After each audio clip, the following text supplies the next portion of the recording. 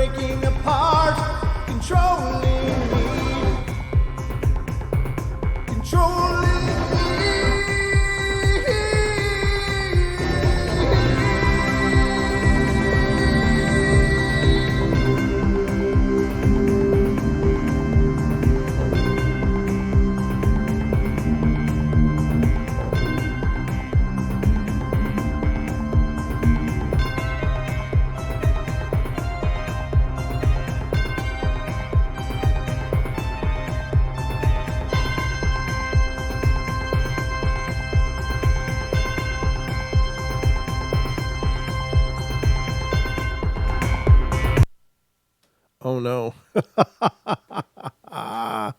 1 second, folks. Be right back. Don't go away. Oh, my God. Ah.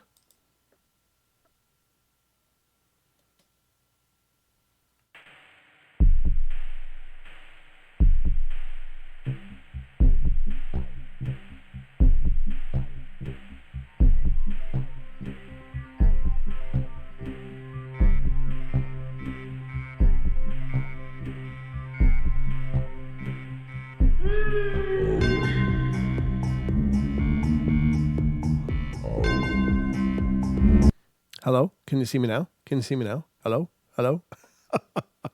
Welcome to the Paranormal Portal, Bedtime Stories from Beyond. I'm your host, Brent Thomas, and I'm largely seen here normally, but not so much when I forget to plug in my own damn camera. That's how I roll, ladies and gentlemen. I keep it interesting. I always keep it fresh. No, this isn't a podcast. This is just the live stream, but my God, how stupid, huh? Yeah, the camera, the thing that I need to stream live. How could I forget that? Well, just trust me, it happens. In this head, anything is possible. But welcome to the show, everybody.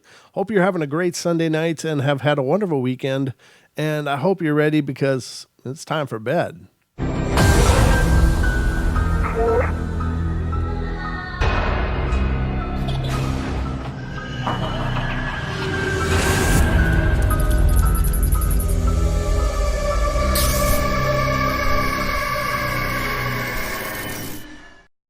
All right, we are back. We are live, and you can see me, and I can kind of see you guys as you're represented in the chat room, of course. But welcome to the show. I hope you guys are doing wonderful. I'm absolutely embarrassed by that beginning there. That was pretty tragic. I don't know how I did that, but I guess I surprise even myself with my technical prowess at creating new ways to screw up my own show. But that's what keeps it fresh and interesting. But welcome, everybody. Hope things are wonderful. And thank you so much for spending your night here with me. Now that I no longer have to compete with Game of Thrones, it helps. I think it was tonight, wasn't it? Sunday nights, wasn't that when I was on? Never seen one of those things. Actually, I saw the first one, and I was like, whoa.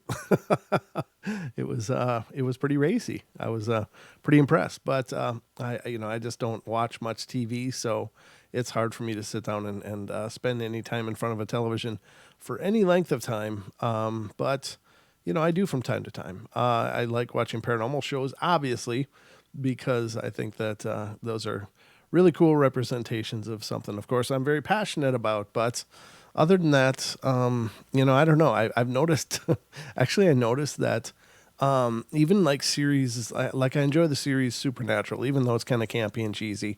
I like it. I have a good time watching it. But what I've noticed is that, I noticed that I get stressed because, and even though they're just actors, they're pretending. I'm not stressed for, any kind of terror or anything like that. I get stressed because seeing people with problems really bothers me, And I found that about myself is like, I'm getting wound up watching shows and these are all just make believe. They're all pretend. And what am I doing? So I just, for me, and it's just me. I don't pretend anyone else should feel this way. It's just me, but I just don't watch much TV anymore. I just focus on the portal and following things online and see what's going on in the paranormal communities. But I do like to watch the ghost hunting shows when I get a chance to. But in a nutshell, just a little autobiographical corner of the portal, I guess. So I got a bunch of stories lined up for you guys tonight, as usual, because that's why I assume you're here, not just to hear about me and my personality quirks, but, as entertaining as those can be. I'm going to read you some stories, so I hope you guys enjoy it. Sit back, relax, enjoy the ride, and I will get back to entertaining you, I hope. I hope I can keep you interested. I'll try. So the first one I'm going to read you, of course, comes from Ohio because that's where everything freaking happens is in Ohio. I don't know. I'm going to have to do some research on Ohio. There's just no way that, through thousands of internet stories, hundreds of thousands of internet stories of hauntings and stuff. So many of them seem to center in Ohio. And then, of course, there's so many cryptid things going on there and UFO things. And my God, just Ohio is just nuts. But it sounds like my kind of state, really. It really does in an odd way. But I'll tell you what, something about this Pacific Northwest is there's something really feral and untamed in an energetic way up here. And I can't quite put my finger on it, but it's just a real bizarre energy up here. And I like it. But, I grew up in the Midwest in Minnesota, and that's what I'm used to. And that's, a lot of agriculture and farmlands. There's wilds and forests and stuff too. But not like this up here. This up here is just like, this is like an old kind of forest, like an ancient kind of feeling up here, I guess. I don't know how to explain it, but I just love that energy, and I just want to understand it more. So I don't even know if that makes sense to any of you out there listening to this, but I tend to be empathic, and I feel energy wherever I go. It's just kind of the way that I am, for lack of a better definition, and I find certain situations and people and locations really interesting to me, and I really want to understand it more. So I'm really drawn to it. So I guess it's a good thing I'm here because I hope to figure out more about what's going on up here. But I'm telling you, it has a really wild energy, really crazy. So let's go to Ohio and see what's going on here. Before I embarrass myself further on my own show. All right. So my story began about 30 years ago in Cleveland, and I was pretty young in the late 70s and didn't know much about ghosts or ghost stories at that time. My older sisters would see that I became very intimate with such things soon enough, but that's another story. Well, that's a hell of a thing to omit. Why mention it then? Anyway, my family and I lived in an old apartment building during the 70s, which was recently labeled as a historical landmark. The building was built in 1897, and if I'm not mistaken, and was somewhat run down. It was a 3-story brick building with the atrium being located in the enclosed center of the building. This made it possible for one to see almost any apartment in the building from the center of the atrium. It also had a basement which was split in half, one side for doing laundry and the other side for God knows what. I never did seem to see what was on that other side of the door, but there were two main entrances to the building, one in the front facing the street and the other one on the side of the building, which also led to the basement. The front entrance had a huge, very wide stairway with the railing made of spindles, which were spaced just the right size for a hand to reach through and grab a leg. And that was also a very dark, short hallway, which went along the side of the staircase as well. My sisters and I would always hate having to go in either entrance for a certain time of the day. It was just very foreboding. So far, there hasn't been too much in my story that was scary, but let me begin by telling you that I still have dreams to this day, 30 years later, about things that occurred there. For instance, one day, my sisters and some other kids were playing ball on the side of the building leading to the basement, and the ball was kicked towards the front of the building in the street, and I happened to go after it. And while walking towards the street, I noticed something out of the corner of my eye coming down from the top of the building, and heard a weird sound like someone had poured a pitcher of water onto the cement from the third floor. No sooner do I grab the ball from the street and start walking back, do I notice something laying on the sidewalk in front of the building. And from what I can remember after walking towards the object, it appeared to be a baby. Not only did it appear to be a baby, but it was the baby that lived upstairs from where I lived. Somehow this child managed to work its way out of the window and onto the sidewalk below. This child was not tall enough, in my opinion, to work itself up and over the windowsill, but nonetheless, here it was, laying and dying in front of my eyes. How horrible. Another situation that I recall happening was that upstairs in front of the same apartment as the one where the baby fell out of the window, a woman had a heart attack in the hallway and died on the spot. I was pretty young, but I do recall seeing the ambulance drivers wheeling a gurney out through the front entrance of the building with a body wrapped in a white sheet. After these two incidences began, things seemed to heat up in my life. One day, I was looking out the front window of my apartment down at a car with what appeared to be some type of weird face looking up at me from underneath. It was just barely dusk, but it seemed as if the face was very human-like, yet the rest of the body was crouched like an animal. I tried to make sounds and scream at it, but there was no movement coming from it, and I still to this day replay the sight in my mind trying to figure out what it was I was looking at, but I really don't have a clue. Another weird situation was one night when we were sitting in the apartment watching the television. My parents used to keep it dark because we had little money and electricity wasn't that cheap, and well, we were all sitting there, and all of a sudden we noticed there was a black cat in the room where we were watching TV. But we didn't own any pets, so the cat didn't belong to us.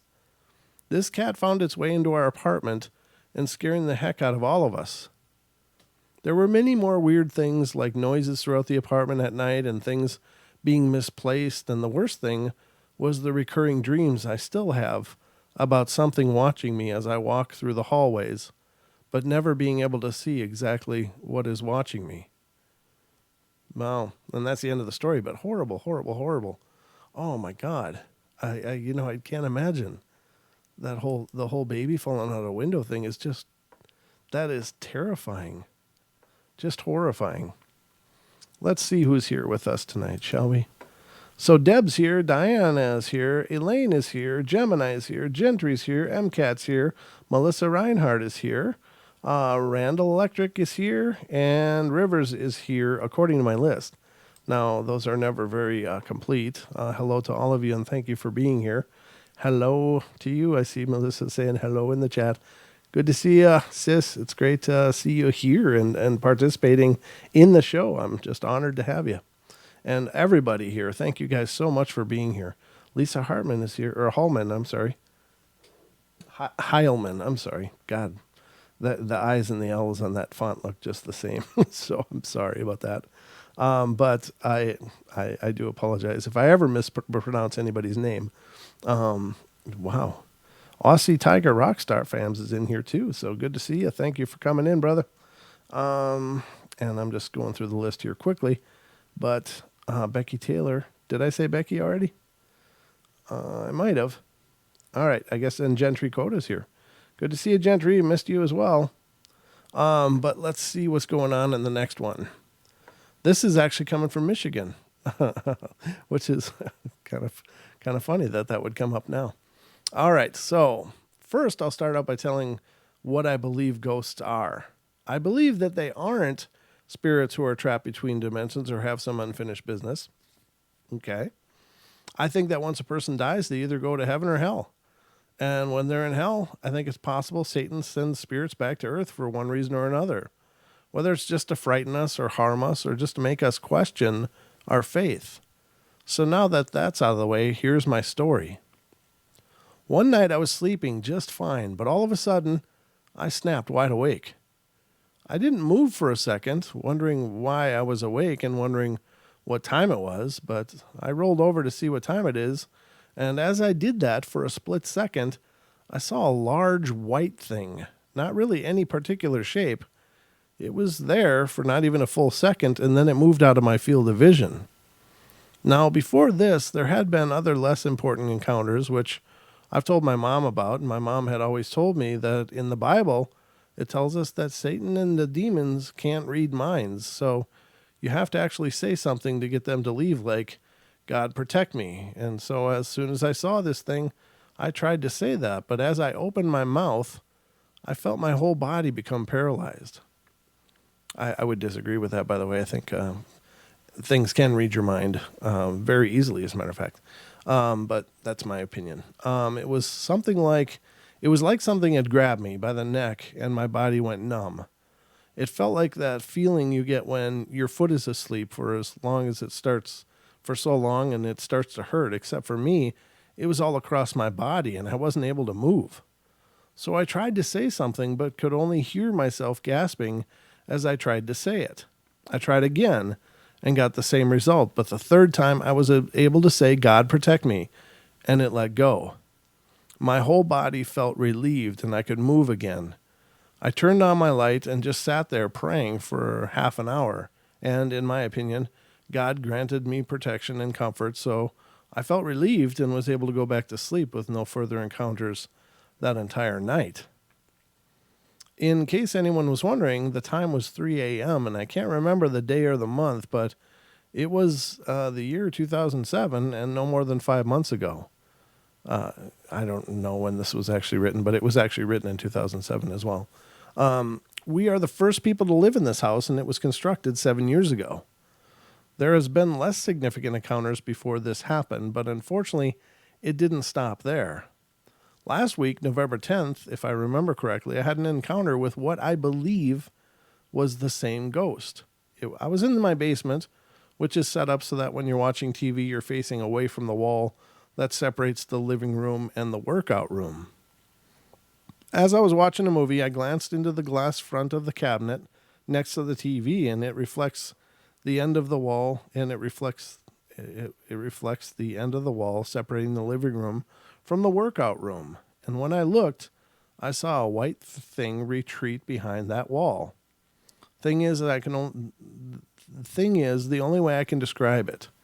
I wasn't able to see it long enough to get any idea of what shape it was. Again, I said, God protect me, and stood and started upstairs. And I looked back, and in the middle of the living room, I could see something standing. Well, not see it because it was clear, but it was almost like fog or steam, like the air distorted, but it was more or less in the shape of a person. So I hurried upstairs and told my mom, and she felt freaked out too when she heard it from me. So she actually got mad and said, I'm going to give it a piece of my mind. I'm mad. So she went downstairs and yelled, get out of our house. And she found that the door was open about 2 inches, and it was closed when I was down there. I've been wondering why a ghost would be in our house and why it would be bothering me specifically, and I also would like to hear any comments anyone has on the story. Thanks. Well, I don't know.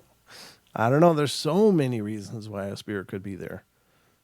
I don't know. So the next one is coming from North Carolina. I was really pleased. Oh, come on. I don't want to read that fluffy stuff. Hold on. Blah, blah, blah, blah, blah. Okay. Apparently this person wrote another story and mentioned a spirit called Elise. And blah, blah, blah. And apparently it hasn't only made its presence known to her, but also her great-grandmother and grandmother and mother and brother as well. So it seems to be a familial kind of presence. My great-grandmother gives this accounting. She was about 9 years old when she saw Elise.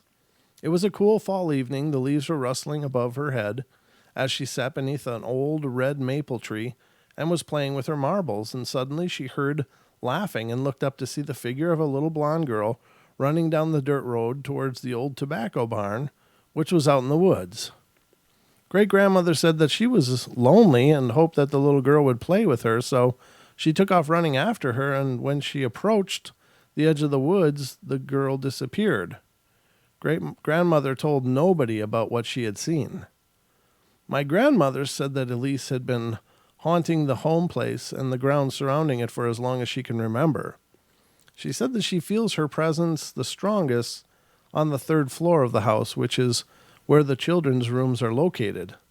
My grandmother also said that they found the field hand that murdered Elise and hung him from the oak tree down the road from the home. And she said that he haunts the property as well. I asked her how she knew this, and she said that she was taking a load of laundry down the stairs when something pushed her from behind, and she said that the presence was that of a man and that he was very angry. My brother also said that he saw a figure of a man walking down the hallway and vanishing just before it got to the back door of the house. He was so shaken up about it that he mentioned it to no one until I told him about seeing the girl. He also said that to him, it seems that the little girl is lost, and it sounds to him like she's crying instead of laughing. My mother had an encounter with her as well, and she was about 7 or 8. It gets very cold in the winter on the third floor, so it's hard for the heat to reach that high. And my mother said that she was sleeping, and suddenly she woke up, and she saw the girl standing by the bed, and she appeared to be warning my mother to cover herself back up with the quilts. My mother did it, and the little girl disappeared. Elise is not at rest, and she had had her life snuffed out at a very young age by a terrible man who was not at rest either, and both of them still haunt the home place to this very day. Well, that's terrible. Just terrible. Oops. Let's see what's going on. And by the way, ladies and gentlemen, the phone lines are open. If you have something you'd like to share, please feel free. The call-in number is 720-923-0500. Again, 720-923-0500. So feel free to call in and take part in the show. Oh, Deb going to bed? Oh, okay. All right, good night. Sleep well, Deb. I'm sure you got to be up early. So next one's coming from Tennessee, ladies and gentlemen. Tennessee. This happened a long time ago in Prudential Hollow, and I was about 4 years old. My mom and I were at Grandpa's house, and we had spent the biggest part of the day there, and it was really getting late in the evening, and rather than walk a mile or so home in the dark, I decided that we would just spend the night and go home the next day. Grandpa's house, like every house in Prudential, was old, very old. It was an old mining house which had been added to over the years, and it consisted of 3 rooms and 2 porches, and the first 2 rooms were side by side and the same length with doors leading to the front porch. The room to the right was the living room, and Grandpa had his bed there. The room on the left was fixed up as a bedroom with the door leading to the front porch closed off, and the only other door being the one that opened into the living room. Both rooms had fireplaces in them, and the third room sat at the back of the house with a door opening off of the living room. This room was used as a kitchen/dining room with a small porch opening off the back. Now that you know the layout of the house, on with the story. As I mentioned, Grandpa slept in the living room, so he said he could not sleep in the bedroom. Something bothered him in there, and now my mom had, to put it delicately, a big mouth and constantly used it. She made the brag that she could sleep in there and nothing could stop her. Thanks a lot, Mom. Come bedtime and we all settled in, Grandpa and Ma in their bed in the living room, and Grandpa and Ma, so I guess it was Grandma. Okay, and Mother and I in the bedroom. All went well for about 15 or 20 minutes, and then all hell broke loose. The bed started shaking, and the metal bedstead banging against the wall. As if this wasn't enough, there was a moaning or groaning, and the bed started jumping up and down off the floor. As you can imagine, by this time my mom was screaming like a banshee, and yours truly was along for the ride. Grandpa came running, dressed in his long johns, and hollered for her to pitch me to him and then jump and run. Grandpa caught me, and she jumped, and we ran to the living room, shutting the bedroom door behind us. After a while, it calmed down, and Mom and I spent the rest of the night on a pallet on the floor next to Grandpa's bed. We never did spend the night there again. My father later stated that he would not have spent the night in the house for $100 as bad as he needed the money. This wasn't the only thing that happened at this place. It was just the only one I was involved in. Some things happened that Grandpa would talk about, and some things he wouldn't. I may talk to my older brother to see if he remembers the stories. If he does, I'll write another part of this. I will close by saying I do remember that there was a certain patch of ground that nothing would grow on, no matter how you tried to get things to grow. It would stay bare. Huh. That's not good. That would sound like either some kind of leakage from way deep down or some kind of chemical or something dark. Something dark and horrible, maybe. So now we're going to Nebraska. Don't see many from Nebraska. That's kind of refreshing. It's a long one, though. We got some long ones tonight. All right, let's see what's going on in Nebraska, ladies and gentlemen. As I left the office, the only thing I could think about was getting out of my suit and heels and into some sweats and tennis shoes. I was looking forward to relaxing. It had been a really long day, and at the end of the week was near, the weekend holding a promise of maybe some relaxation and rest. I turned on the radio in my truck to relax on my way home, and I merged into traffic on I-480 southbound. I found that the traffic had soon come to a crawl, and I turned stations on my radio to see if there may be a traffic report to explain the congestion. A news report came on shortly, explaining a horrific accident that had occurred on I-480 northbound side that was causing many problems for traffic proceeding in both directions. I decided that I really didn't want to deal with the traffic mess and would exit at the first chance and take the side streets home. I turned back onto my music and I approached the next exit near Creighton Medical College. And, hey, Christy. Creighton Medical College, and I could see the wreckage on the off-ramp. It was horrible. The red car had folded like an accordion upon hitting the tree. And there, of course, were medical crews on scene, and they appeared to be administering CPR to the poor individual extracted from the car. I said a silent prayer for God's will and proceeded off the exit ramp. I decided to stop at a convenience-type food mart to grab some milk and bread, hopefully keeping me from having to go out later in the evening, and I made my way through the store, looking for items I needed. As I rounded the corner, my cousin Arnie approached me from the other side. I was so excited to see him. It had been months since we had seen each other, and I knew he had recently taken a second job to make ends meet. Times are tough all over, and a dollar doesn't seem to stretch as it used to, but he looked terribly exhausted. "Arnie," I said, "I'm so glad to see you." And he stared blankly at me for a few moments and then greeted me with a hug and a, "How are you?" I told him I was well and asked how he was doing. He said, I'm okay. I'm so tired. So tired. I want to go home." I asked him if he needed my help, and he said no. He had a fare he was picking up in Creighton. He was driving a taxi for a second job, and it was important to finish the job and pick up the fare.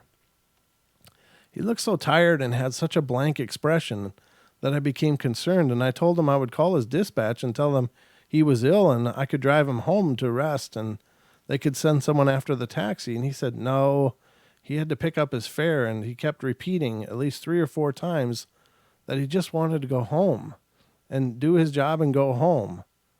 Arnie had 3 wonderful kids that he loved more than life itself, and I was assuming he was just missing his children, but he just looked ill, and I told him that we needed to keep in touch and that I missed seeing him, and he turned and walked away towards the checkout stand and looked back over his shoulder as he walked away, over his shoulder, and said, "Love ya." His words were slow and halting, and he was walking very slowly. My concern maintained, and I felt he was ill and really needed to rest. I grabbed the couple items I needed from the store and proceeded to the checkout, and I figured I could catch up to Arnie and maybe persuade him to take me up on the offer to take him home, and he shouldn't be driving, let alone picking up taxi fares, feeling that poorly. And as I approached the check stand, Arnie was nowhere in sight. I asked the clerk if she saw which direction he had gone, and she asked what he looked like, and I described him, and Arnie was hard to miss. He was about 6'3", 250 pounds, with shoulder-length blonde hair and piercing blue eyes, and the dark clerk said she hadn't seen anyone fitting that description. There was only one checkout register, so I chalked it up to her having seen so many people that day that she'd just forgotten. I looked into the parking area quickly to see if I could pick him out of the parking lot anywhere, but he was nowhere to be seen. I made my purchases and continued home. I figured I would call Arnie later and see how he was feeling. And as I continued my drive home, the radio mentioned the accident again and stated the interstate was still backed up due to the accident. And I got home, changed the clothes, and sat down to relax. And my husband asked if I would like to go to dinner at one of those family-style restaurants. Neither of us wanted to cook, and we got back into the truck, and the radio announced the accident was still being cleaned up, and we took the side streets, and as we ordered our dinner, it began to get a terrible headache. A few minutes later, I became nauseated, and I thought perhaps I was suddenly coming down with something. Our dinner was served, and I asked for a box. With the way I had started to feel, I wouldn't be able to eat a thing, and a few minutes later, my cell phone rang, and it was my aunt, Arnie's mom, and she informed me that Arnie had just passed away. He was in a horrible car accident driving his taxi, and she went on to explain that it was the very accident that had been on the radio and had blocked traffic earlier in the evening. I was stunned. The accident occurred at 4:15. They had a terrible time extracting him from the wreckage, and he passed at Creighton Medical Center at 6:30 p.m. I was numb. I had just seen and visited with Arnie at the Food Mart at 5:30. How? Why?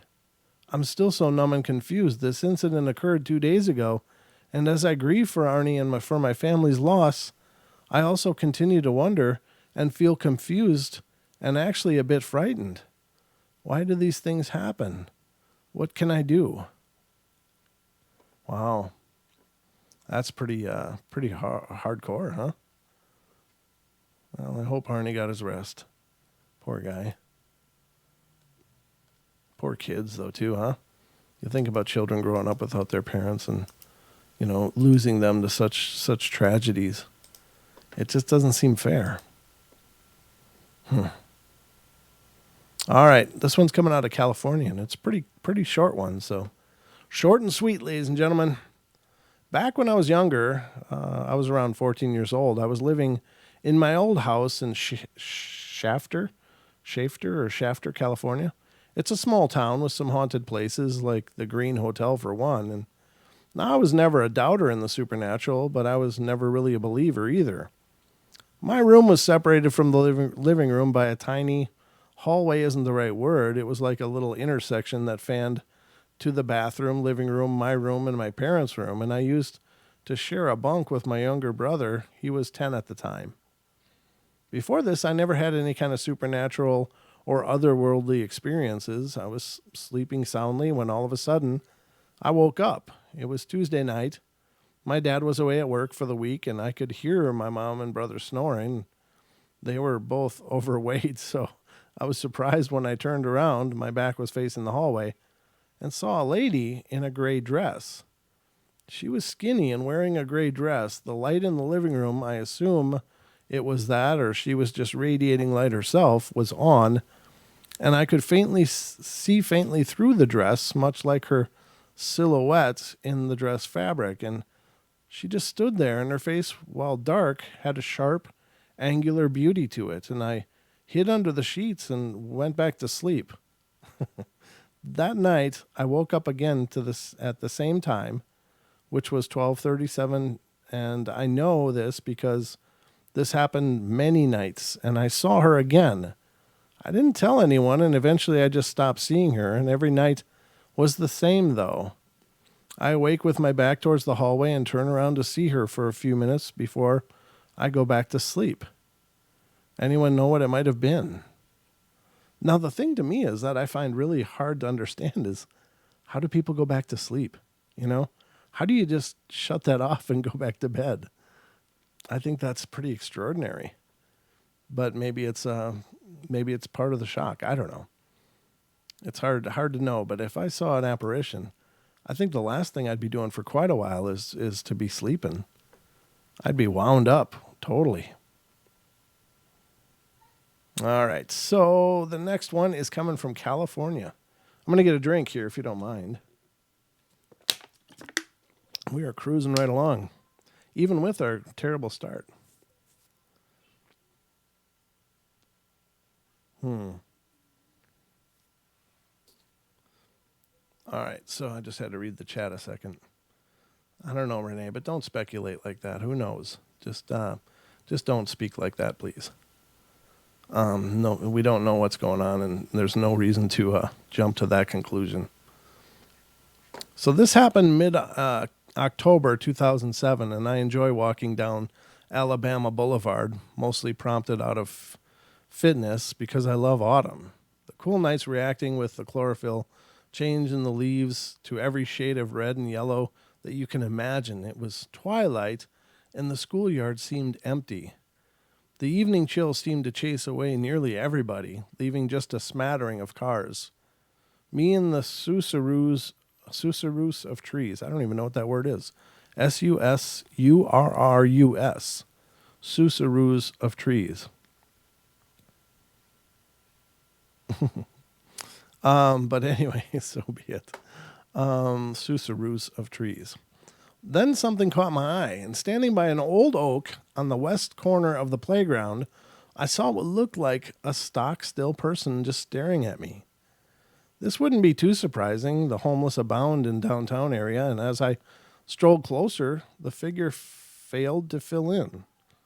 But I am a little nearsighted, and this was most obviously a woman, and she had bowed shoulders and large hips, and then with just a few steps, the figure, just as I was getting ready to say hello, it disintegrated into nothing.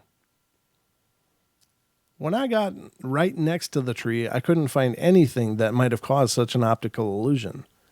This simply was not a shadow thrown by the light or twilight or anything tangible. When I got home, I decided to investigate, and I would not have taken the time to look into the history of this place if it was explainable or if I had a hunch that it was. I was surprised to learn how my eerie encounter seems to correlate with the disturbing history of that site. When Sutter Middle School now sits, the bodies of 4,685 people were exhumed. The dead were transported in the 1950s to their new home at East Lawn Cemetery across town. But this begs the question, did they get everyone? Over 100 years ago, when John Sutter, the founder of Sacramento, was alive, he donated that area as a permanent graveyard, eventually called the New Helvetia. In the early days of the New Helvetia Cemetery, many interred bodies were signified by a wooden cross only. And I wonder, do we know the names on those wooden crosses? I'll bet the records have been lost for many, and their crosses have long ago dissolved into grave dirt, leaving some dead anonymous and unaccounted for. bodies left behind. Just pouring a playground over the cemetery may have been enough to wake the forgotten dead.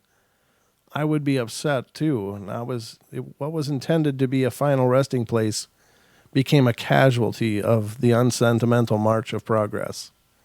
Yeah, that seems horrible. I don't understand the need. I mean, so granted, there's cemeteries that occupy beautiful plots of land, but that's kind of the whole idea, is that you put your loved ones to rest in a beautiful place because it's symbolic of wanting them to live peacefully in their afterlife. That's kind of the whole idea. And to decide to reappropriate that land for something else and just, well, screw the dead people, let's dig them up and put them somewhere else. That just seems like a real callous, coarse thing to do. I don't understand. But I think it would be very disrespectful to the dead. What I don't understand is why do some spirits linger with their body? Or is there always an attachment to the earthly remains? Is there always something connecting our spirit to our body? Or is that some bit of energy that was left behind after the spirit left? I don't know. I don't understand for sure what that dynamic is, but I find it very interesting. But cemeteries are often places of activity. It's one of the more popular places for people to begin their paranormal investigating is in cemeteries because, well, there's lots of dead people there. So what it is about them, I don't know. Now, I do know that there's legends of the first person buried in a cemetery becomes its warden of sorts. Its protector. It's believed that the first person buried in a cemetery is the protector. Oftentimes, way back when, there's legend that they used to bury animals like dogs or a dog, even when it was still alive, in the ground to act as the protector of the cemetery after its demise. And I don't know if that's true or not. I've heard rumblings of such things. But in any case, there does seem to be a link between the bodies remaining and the spirits that once occupied them. And I don't know what that is. I don't know why it persists.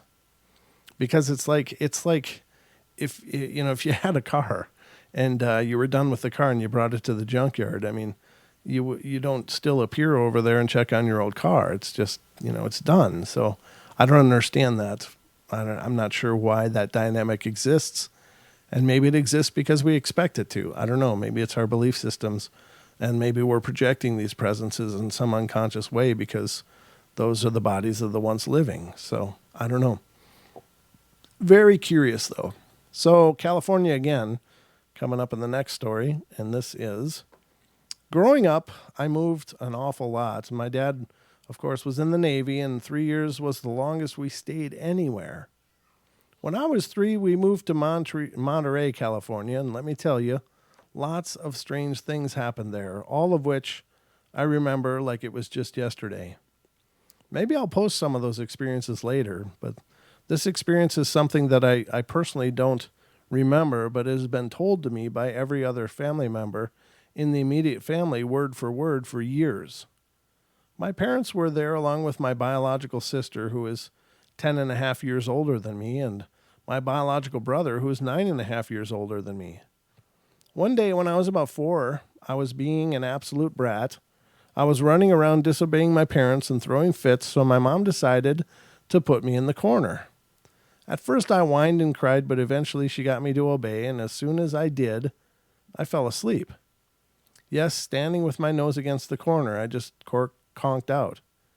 Everyone just figured that I was being a brat because of how tired I was. Within minutes of falling asleep, though, I woke up, turned around, and told everybody I needed a bath. Well, at this point in life, I hated taking a bath, so it took everyone by surprise that I wanted to have a bath. My mom told me, "Joel, turn around, you're in a timeout." I told her I needed to take a bath and get ready for work. My mom again told me, "Joel, stop messing around, you're in timeout. Turn around or you'll be in more trouble." I asked her why she kept calling me Joel. Joel is my real name, and that's not the name I need to get ready for work. That's not my name, and I need to get ready for work. So my mom asked me where I worked, and I told her that I make costumes for little people. When I said this, a chill ran down my mom's spine. I fought with her for another few minutes before my mom got me to face the corner, at which point I fell asleep again. And when I woke up a few minutes later and was allowed to leave the time out, my family asked me why I had done that, and I had no idea what they were talking about. I didn't remember any of it. The really weird part is that at 4, I couldn't talk very well, but everyone says I spoke very clearly and in an older female's voice. Ooh, I would say you are sensitive. You are a budding sensitive, channeling the spirits. Channeling the spirits, as it were. Wow. Very cool story, though. All right. I like that one. That was good. Quick and easy, painless. We got time for a few more here, so hang on to your seats. Just waiting for my page to load again as I wind down to the very bottom of a brand new page of fun-filled stories of the paranormal wonder that we all love so well. All right, I'll pull up 3 more. I don't know if I'll read all 3, but we'll see. They might be short. This one is short, so this one won't take much time at all, and it comes out of Maryland, ladies and gentlemen, Maryland. My name is Joe. I am autistic. To tell you the truth, I'm actually afraid of ghosts because I'm sensitive to things that pop out of nowhere. I'm going to list a few haunting experiences. One morning, 1.5 years ago, I woke up to find that my fan had turned on by itself. It was really early, and my dad said that he didn't do it, and me and my dad were the only ones in that apartment, and I don't actually remember this, but in the year 2006, I think a ghost was making noises in my dad's apartment, and I told the ghost something, and after that, I felt someone touch me. My dad owned a table that used to belong to my great-grandparents, and I think it was haunted because it seemed like if someone was sitting on it, it would always make noises, and I thought it was my great-grandfather still enjoying it. My great-grandmother died last February, and it still made noises before she died. One time when I was alone in the apartment, I was brushing my teeth when I thought I saw a young man's legs walk in the bathroom. It could have been my imagination, but still. Oh yeah, all these things happened at my father's apartment. I always felt scared to go in the family room in my mom's apartment. I always felt that I was being watched in that room. And that's the end of the submission, but yeah, it's hard to know. But, autistic people are really, really hyper-attuned to things, especially details. They can just... They notice details like crazy, and things like a fan turning on is not something that they'd be like, well, did I just forget? Because as I understand it, they really have a lot of rituals that they do, and they do them because it keeps things together. And I could be really misspeaking. I'm not really familiar about autism, but I just know that generally the autistic are incredibly intelligent and have a lot of cerebral gift. But anyway, here is one from Maine. This one's pretty short too. My grandfather died of cancer when my mom was only 12 years old, but my mom happened to be out of the house at the time of his actual death. My grandmother told me exactly how he died. My grandfather was bedridden and on the edge of death for a long time. On the day of his death, my grandmother was standing beside him, and he said, "I see Jesus." And she asked him what he meant, and he said that Jesus was coming from the ceiling with one arm out in front of him to take him away to heaven.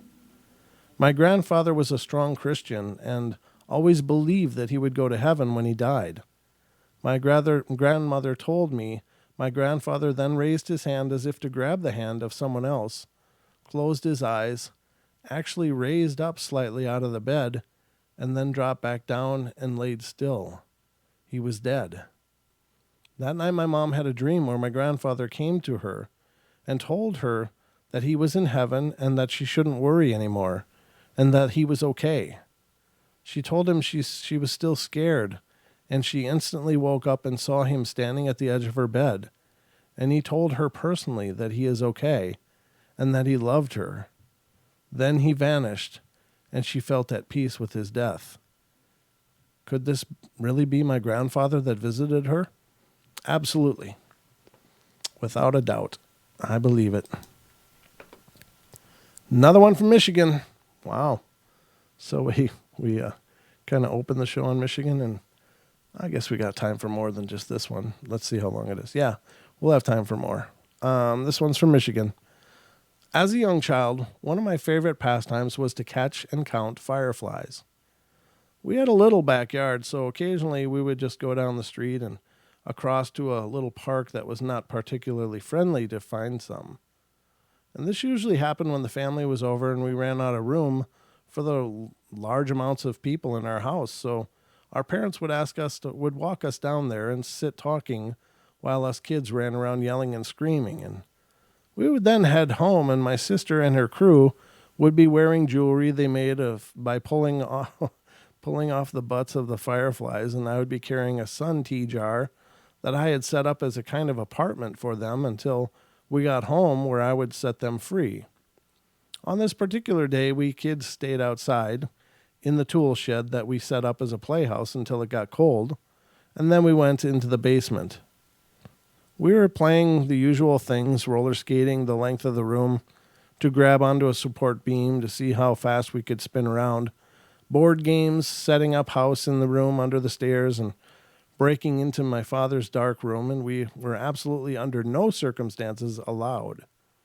In there, as he was always working on new photographs in various stages of development and experimentation. Right about that time, the neighbor boy and I broke into the dark room. My mother came yelling down the stairs that whoever let the fireflies free inside the house had made a bad decision.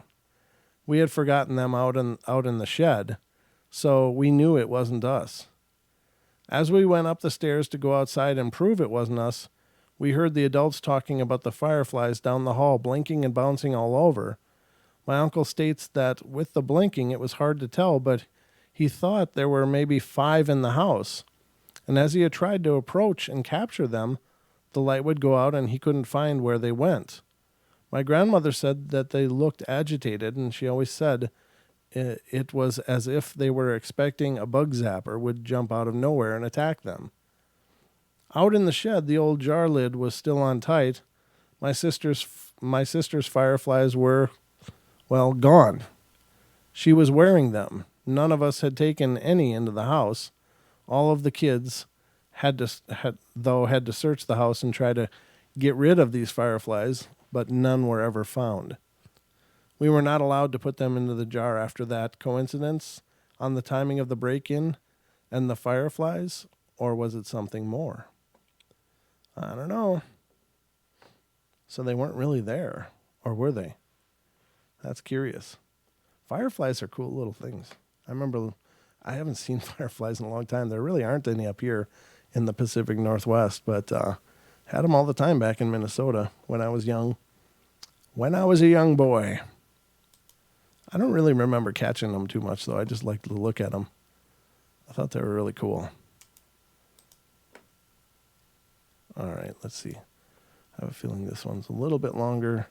We're at 54 minutes. I guess this will be the last one for the night.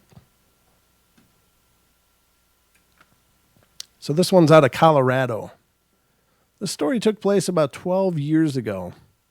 I was 14 and living in a townhouse on the north end of Colorado Springs with my older brother and my grandmother, and our home was right on the edge of a park called Palmer Park. It's a huge park that really looks more like the woods. People go there to hike, mountain bike, and I would go there after school with friends to hang out before going home, and there was a pavilion not far from the entrance of the park that we used to sit and talk. And one day, myself and 2 of my friends were at the pavilion doing the usual when I realized that it had gotten dark and that I had to get home. So I started on my short trip home, leaving my 2 buddies behind me, and halfway home I noticed what looked like the figure of a man standing amongst the trees. At first I thought that it might have been my brother coming to let me know how much trouble I was in, but the closer I got, the more that I could see that it wasn't my brother at all. I even spoke hello to the person as I passed, but he didn't even make a sound. I could clearly see that whatever it was watching me, and I actually saw his body shift as I passed, and that's when I got scared and started running. I ran until I got home, and when I did, I quickly shut the sliding glass door and locked it and looked outside toward the park as I caught my breath. Now, I know that some people might say that it was just some guy or a tree, or that maybe I was imagining it all, but the thing is, I wasn't. I saw the figure of a man standing there watching me. It was weird because I remember that I was only a few feet away and couldn't see his face, and the body looked more like a shadow of a body instead of a body.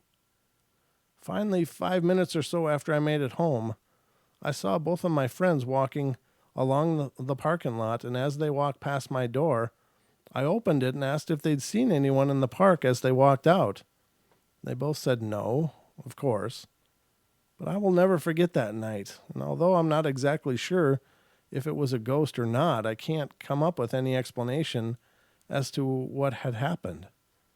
The time was too close, and if what I saw would have went deeper into the park with my friends, would have seen it on our way out. I don't get it. The time was too close, and if what I saw would have went deeper into the park with my friends, would have seen it on their way out. If it came into the complex, I would have seen it coming towards me. Oh, okay. So it either had to go left or right. Apparently there was no, or forward or back. There wasn't apparently an option for left or right. I don't know. Very strange, but them there's shadow people. And speaking of shadow people, ladies and gentlemen, tomorrow's podcast is Dark Entities and Shadow People. It's a discussion with Don and I on the nature of these dark beings, and hopefully some good insights into hauntings, and hopefully some insight into understanding hauntings maybe a little bit better. I think that people jump to the whole idea of hauntings being evil because they startle us. I mean, if something moves and it's not supposed to move, we're frightened. And if we're frightened, we automatically jump to it's evil. It wants to hurt us. Well, not necessarily. And that's kind of what the podcast is about, at least the first half. Second half gets into things like demons and true shadow people and other things. So I hope you guys will check it out. I think it's a great episode, one that I'm personally really, really glad to put out there, and hopefully it'll help people. But you never know. But that'll be available tomorrow, tonight as of midnight, actually. So you can find that anywhere you find podcasts, whether it's Pandora, iHeart, Spotify, or wherever you get iTunes, I guess, anywhere. Anywhere you can find podcasts, you can find the Paranormal Portal podcast. So I hope you guys will check it out and subscribe. But we got a lot of great episodes out there. This is episode 19. Tomorrow's episode is the 19th podcast. And they're released 3 times a week, Monday, Wednesday, and Friday. So 3 times a week, there should be a new portal coming at you in the podcast universe, as well as the 7 days a week here on YouTube, and also on our parent network, Truth Frequency Radio, 3 times a week, or 2 times a week, Friday and Saturday nights. So we're kind of getting all over the place, which is really cool, but definitely need your support and need you to spread the word so that it continues to grow. This is largely a labor of love at this point.